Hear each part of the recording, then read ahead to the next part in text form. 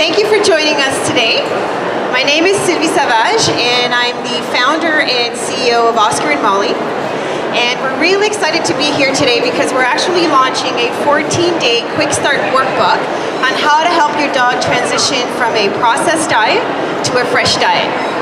So this book would help you step by step go from a transition to eating a processed diet to a fresh diet, but beyond that, it actually helps you with a whole bunch of different concepts and physiology. It's a great book. But today what we're going to do is we're going to talk about the fundamentals behind this book.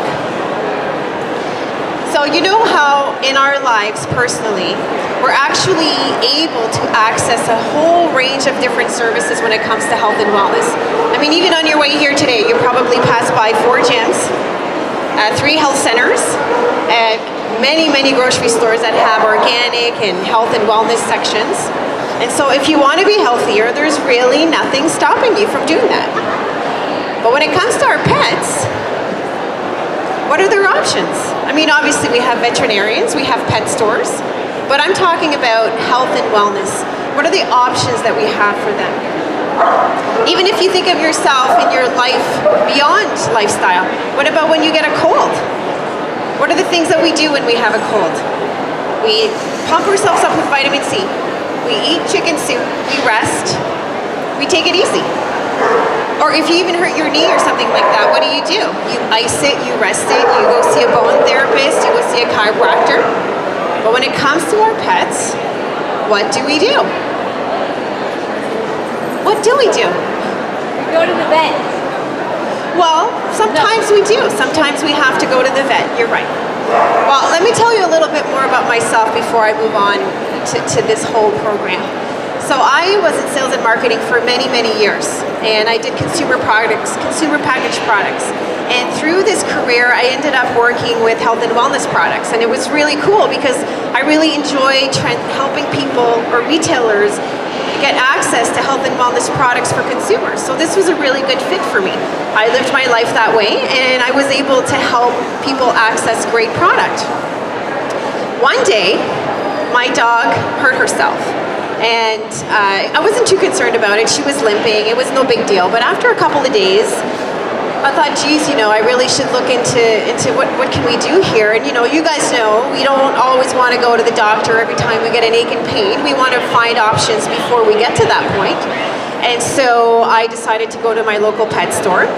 And I got there and looking for solutions for her. There was nothing really. So I visited at least 4 different pet stores.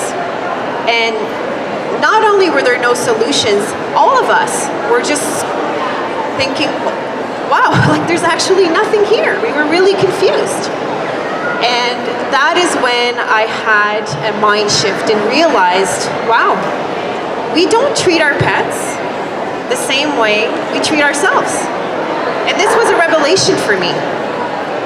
So I thought, okay, well then I'll take my dog to a health food store or a health store that I go to and see if I can find options for her there. And I did, and guess what? It worked. And so this is why I developed the company Oscar and Molly, a health and wellness company for pets that don't only provide referrals and references, but we also do resources and options to help people help their pets beyond what we have today. So really, a healthy pet starts with you, and we're here to help you facilitate that. So today, we're going to talk about the fundamentals of the 14 quick start to a fresh diet. And so you're going to be able to leave here with some valuable information. Not only are you going to be able to help your dog be healthier, but you're also going to see your dog very differently. You're not going to see your dog the same way that you see him now or her now after this hour. And to help me do that, I have met wonderful people in this journey. And I'd like to welcome them to the stage right now. Jamie Price, canine Bowen therapist. She is one of a kind in Toronto, maybe Canada, I don't know. Ken Cohen, Vice President of Sales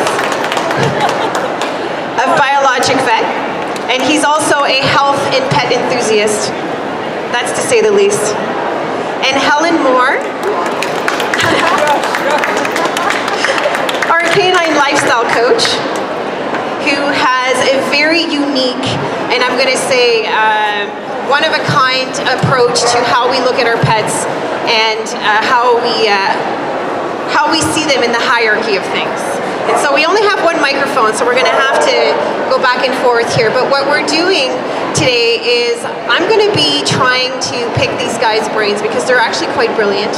And it's actually a real treat to have them here today. And I'll ask the questions, and if you guys have questions, please feel free to ask as well. But I'm going to ask them some questions that I think are probably on your mind as well. So one of the things that I wonder about, generally speaking, is we all know you are what you eat. This is common knowledge. But when it comes to our pets, sometimes we don't think the same way. And we actually don't translate that knowledge over to our pets. And I'm curious, what do you guys think about that? Why do you think that happens?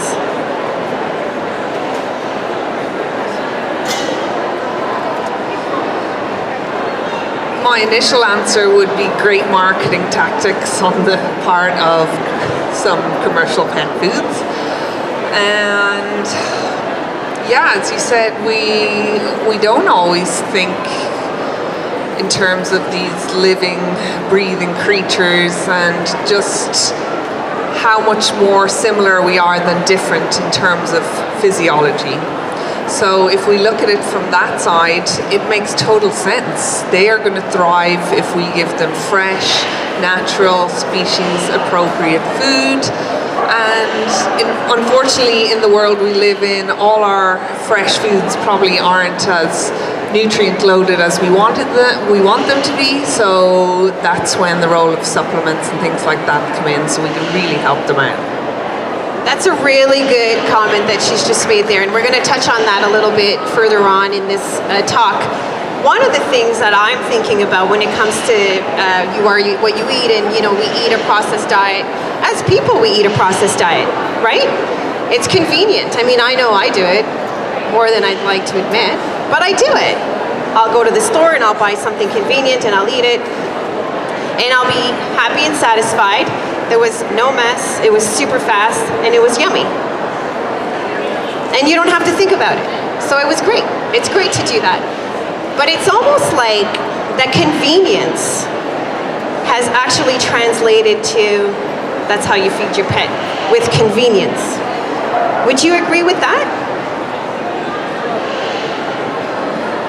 Completely. I speak to people all the time about switching to a raw or fresh diet. People say, I don't have the time, I can't worry about it, I travel. There's ways around that, but you just have to be a little creative, and you have to understand what you're doing and why you're doing it, and that's what makes it important. But absolutely, the convenience is a big gateway that holds people back. So one of the things I forgot to mention, because this is the first time I do this particular talk, is that the three things that I really want to share with you guys is nutrition, observation, and mindfulness. And so those three things are really the foundation of this book. Okay, so nutrition being you are what you eat, observation being that your dog is telling you a lot of stuff, or just don't know how to listen or how to understand them. And also mindfulness is that little dogs can't run very fast. Sometimes we don't think about that, right? And so the nutrition part of it, I think, is so obvious to so many of us. But we could talk about this for a very long time. And when we're talking about why don't we feed our dogs such a fresh diet, I mean, I think we can all kind of assume it's convenience, lack of knowledge potentially, or what we just know. We just have never expanded our brain to try and think differently. But also, another thing that's very interesting about nutrition, even for ourselves, is that the food that we eat is maybe not as nutrient dense as, say, it was out in the wild when we were many years ago, but for our dogs as well, right? And so some of the things that we can do to help our dogs have a healthier life is feed them real food, fresh food, but also try and help supplement their diet just because of the lacking nutrients. And unless you're feeding your dog a fresh, organic, grass-fed animal, chances are you do need to supplement your dog. And I know, Ken, you have lots to say about this. how can we easily help our dogs get the right amount of nutrients, even if we are feeding them a great diet, or even if we're feeding them a convenience diet or a processed diet for a reasonable purpose? How can we help our dogs make sure that they get the right amount of nutrients?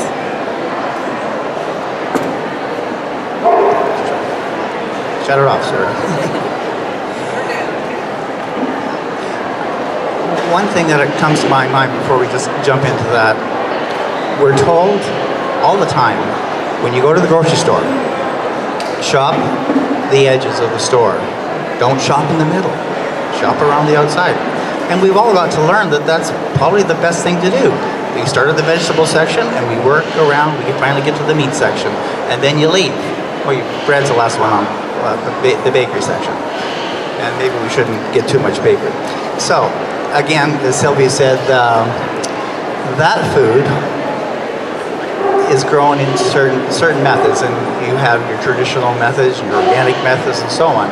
So if you're not buying organic and you're buying fruit and vegetables and meat, heaven forbid, coming all the way from Texas or California or Mexico or South America, it's not as nutrient dense. So therefore we do need to supplement and augment those lacking nutrients. So more specifically to what a dog would be eating, or cat, with protein, you would want to consider the fatty acid profile of that meat. So that meat is, let's say it is grown in Ontario, and it's grown in Wellington County, for example, and Wellington County promotes corn-fed beef. Guess what? Corn is high in omega-6, and omega-6 is really important. We do need to reduce inflammation, but too much omega-6 is not a good thing. So these poor cattle are being fed corn, changing their omega-3, omega-6 profile. Then we feed this to our dogs, we feed it to ourselves too, then our balance is out, so we need to augment the fatty acid profile and put it back into check. So get a supplement. Sorry, I only have one mic because I would have jumped in there.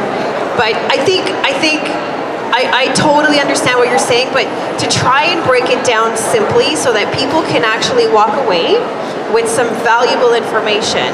So what you're saying is our animals, the animals that we eat, are lacking in certain minerals and supplements that they used to have. Okay, and that we as people and for our dogs need to understand the source of these animals, correct? And that it doesn't really, wherever they're coming from, it sounds like what you're saying, they're all lacking in that, unless of course it's a free-range, grass-eating, stress-free animal, more or less.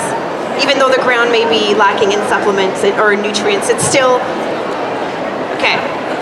And so you're saying that it doesn't matter what you're eating, it is lacking in supplementation, that it is important to understand that when you are eating yourself or your pet is eating. This is what I'm hearing. Perfect.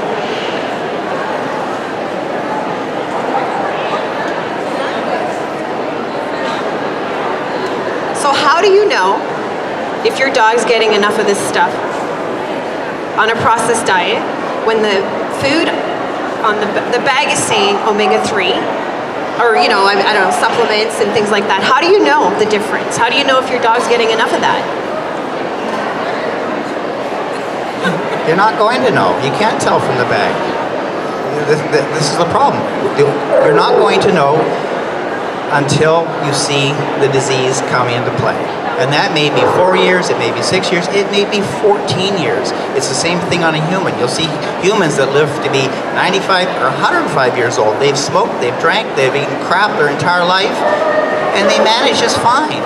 And then the other ones that do the same things, they're sick at age 25. So you don't know.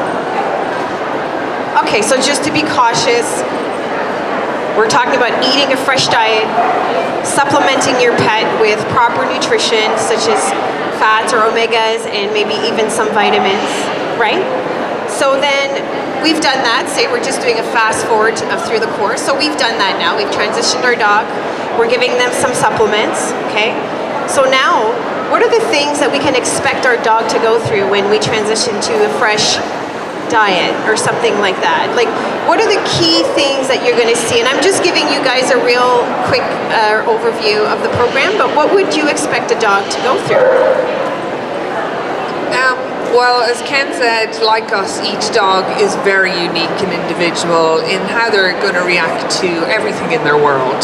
So when you transition a dog from a processed diet to a fresh diet, there may be a period of detox. Now, as I said, it's not guaranteed with every dog, but some dogs may detox.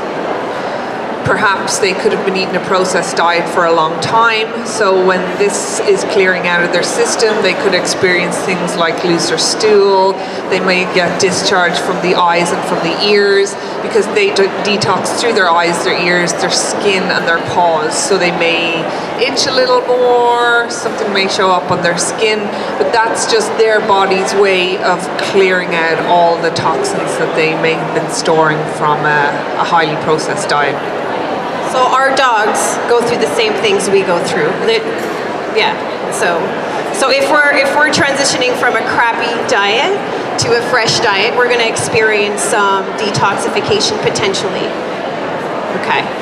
And so I don't know if you guys have any questions on nutrition. I mean, it just seems like there's so much detail that we can go through and so many things that we can share with you guys. I don't know if you guys, do you have a question about nutrition that you want to ask? No, you're okay? All right. And so why don't we talk more then about the observation of our dog and what our dogs are actually telling us, right? So when we think about our dogs, they're so nice and loving and fun. They have such a great way about them and they have a great energy. But what are some of the key things that we miss that our dogs tell us every single day that we don't get? Like, I know there's many that I've learned or that I don't know, but can you share with the audience some key things that you guys have noticed that our dogs are trying to tell us that we don't know they're telling us? Okay, there's so many ways that our dogs are talking to us that we need to clue into, and I'm sure these guys have one, but I'm just going to stick to my personal favorite, and that's poo. Yes, if you want to know the true state of a human or a dog, just check what's coming out of their behind, because that is a huge indicator as to the internal state of health of your dog. And being totally honest, I'm pretty much blown away by what a lot of people would consider a normal, regular bowel movement for their dog, and it's not normal. So that would be my one. The answers are in the poo. But what is a healthy poop, or what is a poop that needs help? Well, if you have a small 20-pound dog pooping like an elephant and you need 2 bags to pick it up, you might start to think that, something's going on here. The poops should be small enough, because if they're small and firm and good size, they're taking all the goodness and the nutrients out of their food. If it's big and soft and smells like a nuclear weapon, then you got to think, what is coming through and why is all of this coming out of my poor little sweet dog? Okay. So it's really, if your dog is eating, a pound of food, it shouldn't be also dropping out a pound of food. Okay? And it should be formed. Okay. Yeah. And not too stinky. Okay. So that's actually interesting, because, a lot of us don't even really understand what a healthy poop looks like, or, what it should be like. Yeah. So thank you. That's actually that's actually a really good pointer for people to go home with, is pay attention to that for them. Is there anything that you want to share about observation? Is your dog always itchy? Why? Why is that happening? Does your dog have terrible teeth or terrible breath? Do they have a smell? Is their coat, does it feel clean? Is it smooth? All of these things that you can look at and say, something's off, and we need to find the source of that, and 99% of the time it's food related, and that can be cleared up easily, so easily.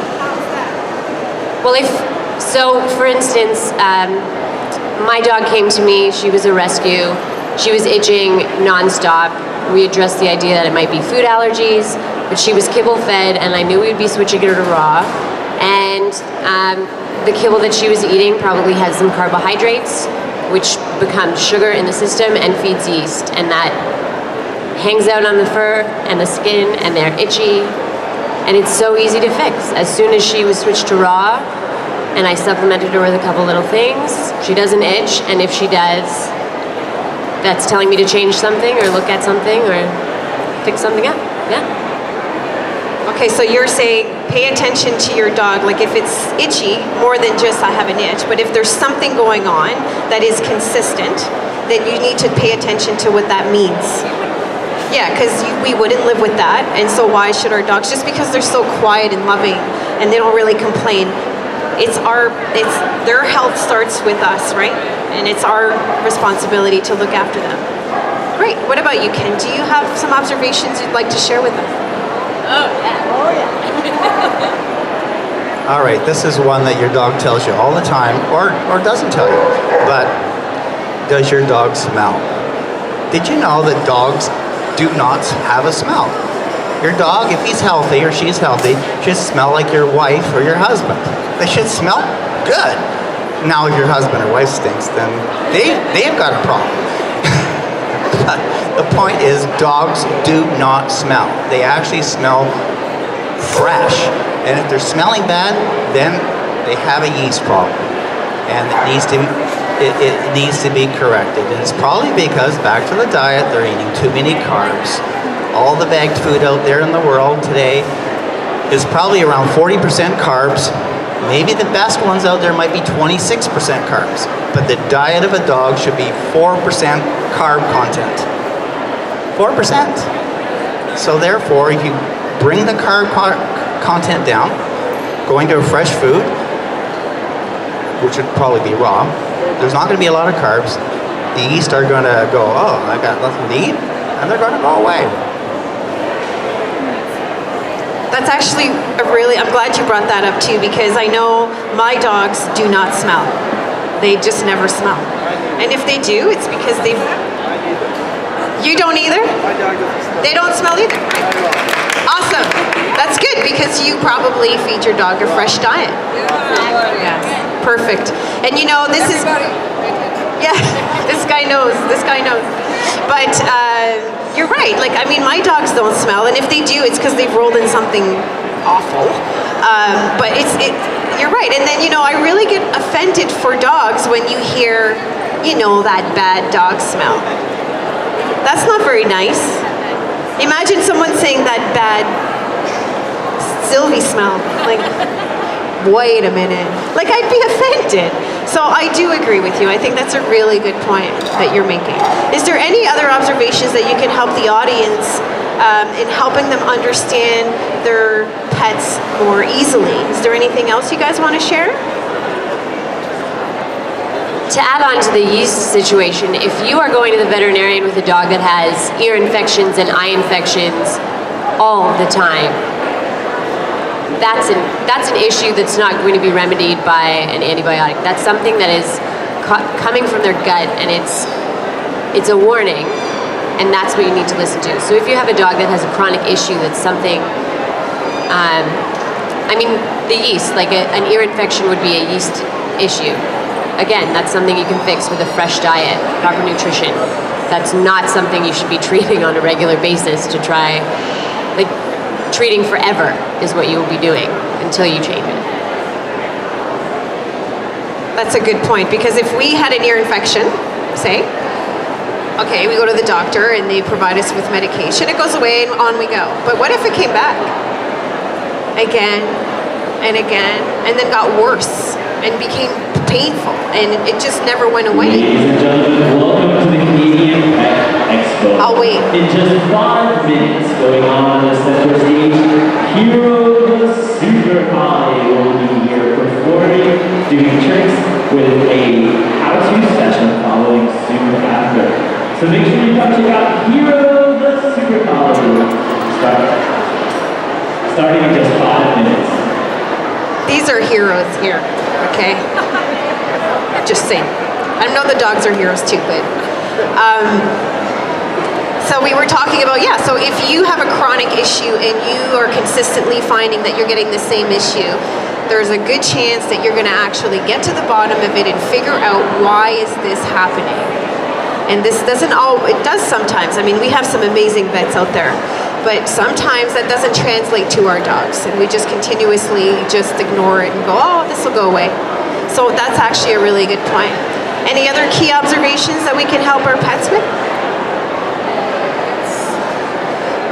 Another one we really need to get mindful of and more aware, and I'm sure Jamie can attest to this, is understanding our dog's movement and how they should move, and recognizing when they're not moving in the right way to identify certain problems. Now that's something I've learned a lot about over the last year, and I've actually been able to really look at both my dogs in a different way and realize, okay, hang on, that stride's not right, or she's carrying herself a little forward, and it's pretty amazing what your dogs can tell you from just observing. We really need to just watch them more and get to know them, and just look out for the signs. And you know, there's a lot of confusion out there about what is a healthy dog, even in what we talked about, what they eat, their poop, you know, how they smell. These are really key things that we're talking about, that there's a lot of misinformation there. And one of the things that I know we deal a lot with is injuries and dogs who actually have chronic pain. And dogs hide this, they hide it very well. And that's why we do a lot of talking about this, and we're going to be doing a talk about that tomorrow and explaining to you how to find those things in your pet. But that's much more complicated conversation, but you're right. Pay attention to your dog. If your dog is consistently limping or doesn't let you touch him in a certain area, or you know, any of those things that you would think about yourself, just look at it for your pet, and that's actually an important part of having a healthy pet and a happy pet, which can affect their behavior. All the things we're talking about here today actually affects the dog's behavior. Pain, lack of nutrition, uncomfortableness, stress. These are all really big things that we don't want in our lives, and we don't want that in our dogs' lives either, or our pets' lives at all. Is there anything else you want to share before we move on to mindfulness? Okay. You okay? One little thing. You'll often see your dog licking its paw, and most people will assume that's an allergy, or they're licking another part of their body. But especially the paw, if it's the front paw or the back paw, it's not usually an allergy. It's probably a joint problem, or a muscle out of place, or a spinal issue, or something like that. Absolutely, it's not always an allergy. And most people think, oh, it's an allergy, but usually they got a bit of pain somewhere. So they'll lick their paw when it hurts back here. And you can actually know which paw they lick to know which spot it is. It's pretty interesting. That's actually true, because I've had people come in and say, I think my dog has allergies, and you know, I ask about 1,000 questions. People leave like, oh my God, it's too much. But you know, one of the things I always say is your dog licking only one paw and always the same paw? And they immediately think, oh yeah, how's that possible if my dog has allergies and it's only licking one paw all of the time? And then I start explaining that, you know, there can be numbness that is coming. Like, I know I get numb because I always have tension right here, and I get numbness in my arm, and I go to the chiropractor and I do all these wonderful things. But yes, you're right. That's something that it's kind of weird, right? My dog has allergies, but he only licks one paw. So you're right. That's a great observation as well. Thanks. Thanks, guys. So so now we've talked about nutrition and the importance of eating a fresh diet, because we are what we eat. We've talked about observation, and so trying to understand what our dogs are telling us with their bodies, and even with their moods. Behavior could be part of that. And now we're going to share with you what is mindfulness. And so to clue you in, as I've said, it's a little bit about, if you have a dog with little legs, they're not going to walk as fast or as far as a dog like this beautiful German Shepherd. They're just not. And so sometimes you see people walking this fast with their dog. They got to get their dog walk in. But this poor dog's like, oh, they're trying to keep up. And so, that's just a clue as to what I mean by mindfulness. And so everyone on the panel here is very educated in understanding dogs and the mindfulness of that. And you think this is an obvious thing, but it's not. One of the things that I find makes me a bit crazy is when I see people sit in one spot and throw a ball repeatedly. And that's fine. I mean, dogs love that. I love it. But that's it. That's the only level of exercise that the dog is getting. And there is an issue with that. And I'm going to let Helen explain to you what that is. Whoa, I don't even know where to start on that. We could do a whole talk just about fetch. Okay, so there's so many things you have to take into consideration, but let's take fetch for an example, because I own a ball addict, and I am a former ball thrower because my dog, in my mind, loved fetch. Look at him. I didn't even have to teach him how to play it. It's amazing. He knows how to get it because he's actually hunting. He's not chasing a ball in his mind. So dogs are not designed to run like that. And if you could see a slow motion video of a dog chasing a ball, and if you think of, I have cattle dogs like this one over here, so you know how they can jump in the air and they can twist and turn. But if you actually watch a slowed down video of all the muscles and joints and the pressure that is involved for them to get that ball and to coordinate all those movements, it's massive. And the problem is we tend to start that far too early in life. So a lot of the dogs, their muscles and their growth plates are not developed. And if they are fully grown, they're just doing it far too much, because they shouldn't be chasing ball for 20, 30 plus minutes every single day.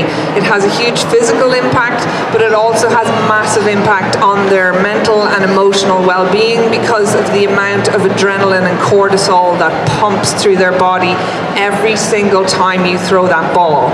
So adrenaline and cortisol are tied to, I'm sure everyone's heard of the fight or flight response, which is what they need when hunting. They get a rush of adrenaline to get that speed, to catch their prey. The difference though when they're chasing food is they rest, they eat, and then they just don't do very much. Whereas each time you throw the ball, those levels are rising and rising, and it can take hours and sometimes days for those hormone levels to drop, and that can translate into a whole host of behavior problems. And I myself know, with the ball addict who was a reactive lunatic to anything and everything, we haven't played fetch in close to 2 years, and I have a completely different dog. So it's just something to be aware of. It's an easy way to